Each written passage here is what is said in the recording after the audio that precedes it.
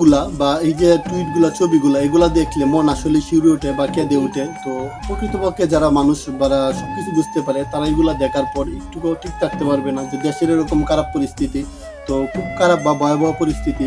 কক্সবাজারে মানুষ যখন ল্যান্ড করে বা ঘুরতে যায় ব্রিচের মাঝে যখন ঘুরে ঠিক সেম অবস্থাটা হয়, মানে এরকমভাবে তারা ঘুরতে যায়। সমুদ্রে একটু পানি মানে যেদিকে বেশি পানি ওইদিকে যায়। বাট এখন যে পরিস্থিতিটা সৃষ্টি হয়েছে নিজেদের প্রাণ বাঁচানোর জন্য এভাবে পড়ে রয়েছে। তো সবকিছু মিলিয়ে আপনি কি বিষয়টা বুঝতেছেন যে আমাদের দেশে কি হচ্ছে? তো অনেকেই অনেকভাবে বিষয়টা শেয়ার করতেছে, বলতেছে যে ভারতকে দোষ দিতেছে বা ভারত থেকে পানিটা আসতেছে, তারা ইচ্ছাকৃতভাবে পানি দিতেছে আমাদের দেশে বা আমাদের দেশে বন্যার কারণ হচ্ছে যে ভারত। বিষয়টা আসলে এরকম না। ওই জায়গা হচ্ছে আমাদের চেয়ে উঁচু থাকার কারণে ওই জায়গায় বৃষ্টি হওয়ার কারণে ঢালু দিয়ে মানে পাহাড়ি ডালে আমাদের পানি আসে, মানে আমাদের বাংলাদেশে পানিটা আসতেছে। যেহেতু আমরা নিচু দেশ সেহেতু আমাদের কাছে পানিটা আসতেছে। পানি আসার ফলে আমাদের দেশে বন্যাটা সৃষ্টি হচ্ছে। তো কিছুদিন আগে বন্যা হয়েছিল, আবারও হচ্ছে। তো এই বন্যার কারণে আমরা নিজেরাই কোনো দায়ী না বা ভারতও আমাদের কোনো দায়ী না। এটা হচ্ছে যে প্রাকৃতিক একটা সিস্টেম। তো ভারত হচ্ছে উঁচু দেশ, যার ফলে আমাদের দেশটা নিচু, বাংলাদেশ নিচু, যার ফলে বন্যাটা হচ্ছে। অনেকে অনেকভাবে ভারতকে দোষারোপ করতেছে, আসলে এটা ঠিক না। তো এরকম বৈষম্য সৃষ্টি না করে আমরা নিজেরা সবসময় উদ্যোগ দিয়ে বা যে যেভাবে পারি সেভাবে বন্যার্ত মানুষদেরকে সাহায্য করবো। যে যেভাবে কিছু মানুষ আছে, যে সেলিব্রিটি পার্সন আছে যারা দেখলাম যে অনেকে অনেক যাচ্ছে যায় তাদেরকে সাহায্য করতেছে, ছাত্রলীগ বা ছাত্র দল, বৈষম্যবিরোধী ছাত্র আন্দোলন বা আওয়ামী লীগ, বিএনপি যে যেভাবে পারতেছে সেভাবে সাহায্য করতেছে বা ছাত্রদের পাশে গিয়ে দাঁড়াইতেছে।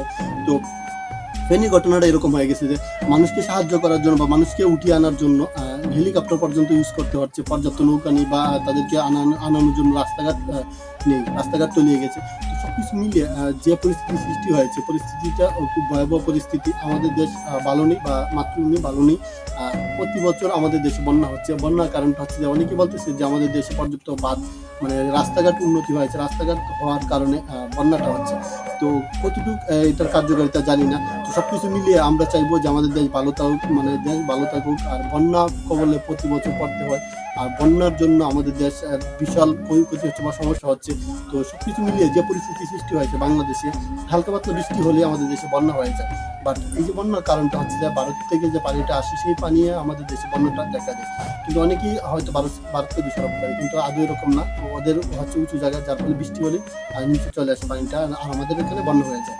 তো আমরা নিজেরা সবসময় চেষ্টা করবো নিজেদেরকে ভালো রাখার জন্য বা কিভাবে বন্যা মোকাবেলা করতে পারি সেগুলো চিন্তা ভাবনা করতে হবে। অন্যকে দোষারোপ দেওয়া যাবে না। আর সবকিছু মিলিয়ে আমরা নিজেরা সচেতন হওয়ার চেষ্টা করব। আর এইভাবে পরিস্থিতি থেকে মোকাবেলা করার চেষ্টা করব। যে যেভাবে পারেন অবশ্যই বন্যার্ত মানুষদেরকে সহযোগিতা করুন বা তাদের পাশে এগিয়ে যান।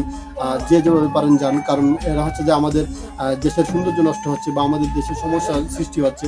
আমাদের দেশ ভালো নেই বা মাতৃভূমি ভালো নেই। মাতৃভূমির সৌন্দর্য বিলীন হচ্ছে বা সৌন্দর্য হারিয়ে যাচ্ছে। প্রত্যেক বছর বন্যা হচ্ছে, কারণটা বুঝতে পারতেছি না বা রিজনটা কি হচ্ছে।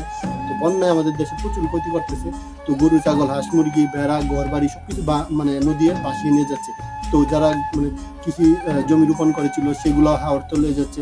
সবকিছু মিলে আমাদের দেশ ভালো নেই। আর ভালো একটা পরিস্থিতি যাচ্ছে আমাদের দেশ দিয়ে। তো সবকিছু মিলিয়ে যে যেভাবে পারেন অবশ্যই বন্যার্থদের পাশে দাঁড়ান, তাদেরকে সহযোগিতা করুন বা সহযোগিতার হাত বাড়িয়ে দিন। এই ছবিগুলো দেখলে বা পিকচারগুলো দেখলে মন শিউরে উঠে বা গারুম্বাগুলো শিউরে উঠে যে কতটুকু কষ্টে আছে তারা। যে যেভাবে পারেন অবশ্যই বন্যার্থদেরকে সাহায্য করার চেষ্টা করেন।